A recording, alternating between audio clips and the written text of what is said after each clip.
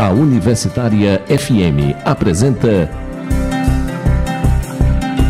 Vida no Trabalho. Programa do Departamento de Desenvolvimento Humano da Superintendência de Recursos Humanos e do Núcleo de Psicologia do Trabalho do Departamento de Psicologia da Universidade Federal do Ceará.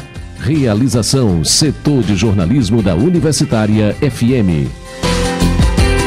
Apresentação Fátima Leite. Produção de Carlos Augusto, Fátima Leite e Lúcia Helena Pierre.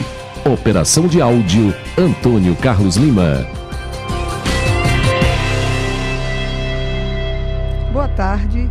O terceiro programa da série Vida no Trabalho aborda hoje a questão do assédio moral no trabalho.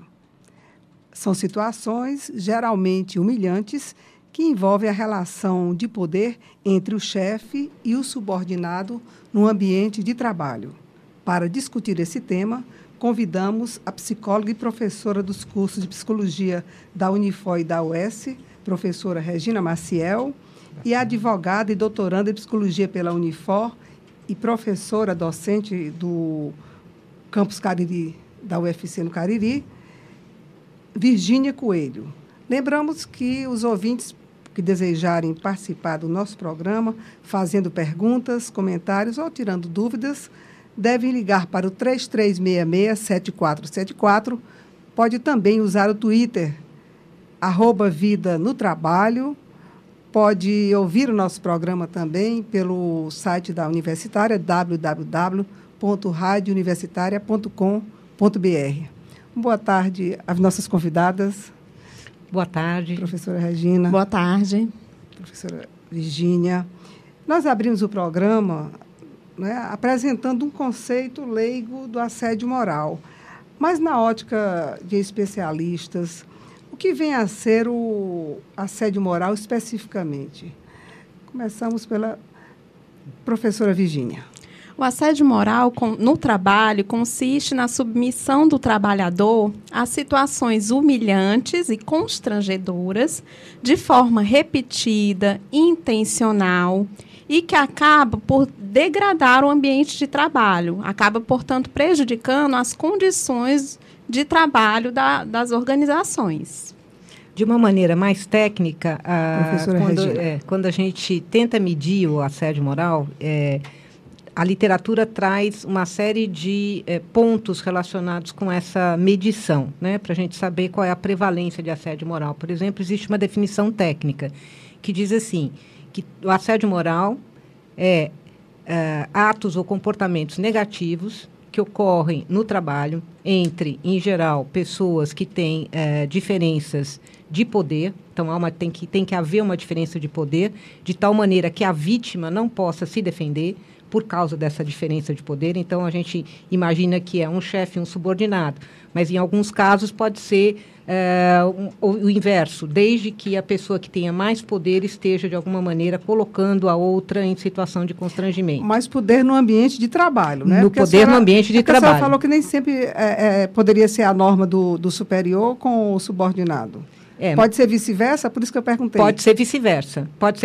Por exemplo, no serviço público, você vai ter, em algumas situações, a pessoa que está na posição de subordinada com menor poder, esse poder das relações interpessoais, do que o chefe. Então, aí pode haver assédio ao contrário. E pode haver assédio também na horizontal, colegas assediando colegas, desde que haja essas diferenças de poder e que a vítima não possa se defender. Então, como é que se define tecnicamente?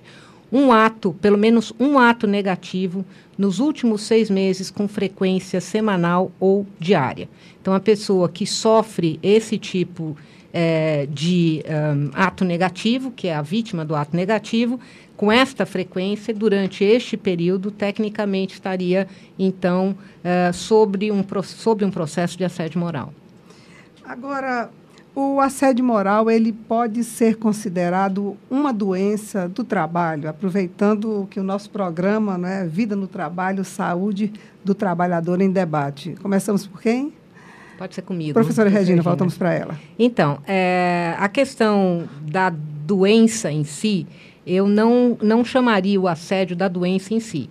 O assédio é uma ocorrência no local de trabalho. Então, ele ocorre no local de trabalho, ele envolve 2 pessoas, no mínimo, ou mais, tem todas aquelas tecnicalidades que eu coloquei, mas ele não é a doença. Agora, é claro que a consequência do assédio leva a doenças. Então, essas doenças vão ser doenças relacionadas ao trabalho, porque a causa dessa doença está numa ocorrência do trabalho.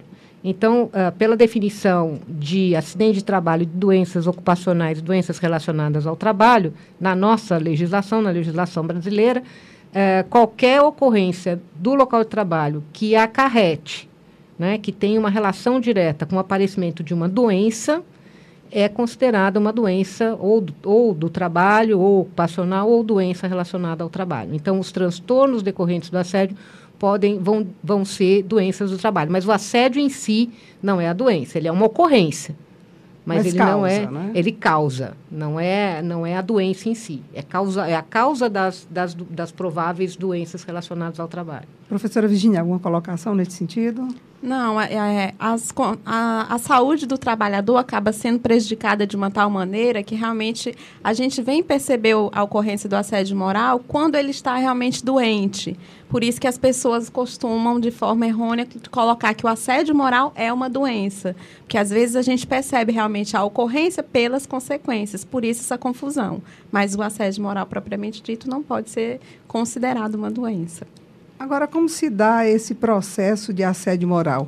A professora Regina já colocou que pode ser semanal, algumas características, mas como se dá e se há táticas utilizadas pelo assediador, por esse chefe que faz o assédio normalmente, né, com o seu subordinado? Então, deixa eu começar por mim. Professora Regina. A gente tem uma divisão quando se fala de assédio moral, né? Essa divisão também é outra divisão técnica, ela vai colocar o assédio de diferentes tipos, vamos colocar assim. Então, você tem o assédio organizacional e você teria, de outro lado, o chamado assédio pessoal. Então, o assédio interpessoal, ele estaria relacionado a ocorrências, atos negativos, situações humilhantes ou constrangedoras, em que a pessoa é colocada em função de características pessoais dela, vítima, quanto do agressor, né? É o que a gente às vezes chama de preconceito, né? Então, uma pessoa que é perseguida no trabalho, assediada em função da sua religião, em função do seu gênero, né? E outras coisas desse tipo.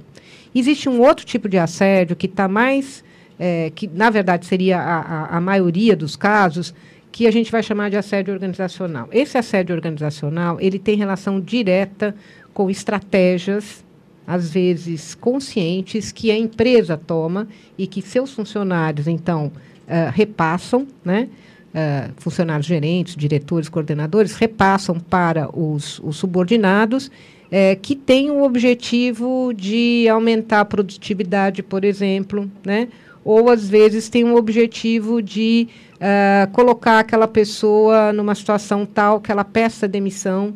E aí no Brasil, como nos outros países, né, pedir demissão é o último recurso e é uma maneira que a empresa tem de não pagar os benefícios ao trabalhador, no caso da empresa privada, né? E no caso da empresa pública, esse assédio organizacional está relacionado mais a questões políticas, outras, mas também tem o objetivo de desestabilizar a vítima de tal maneira que ela peça para se afastar daquele setor.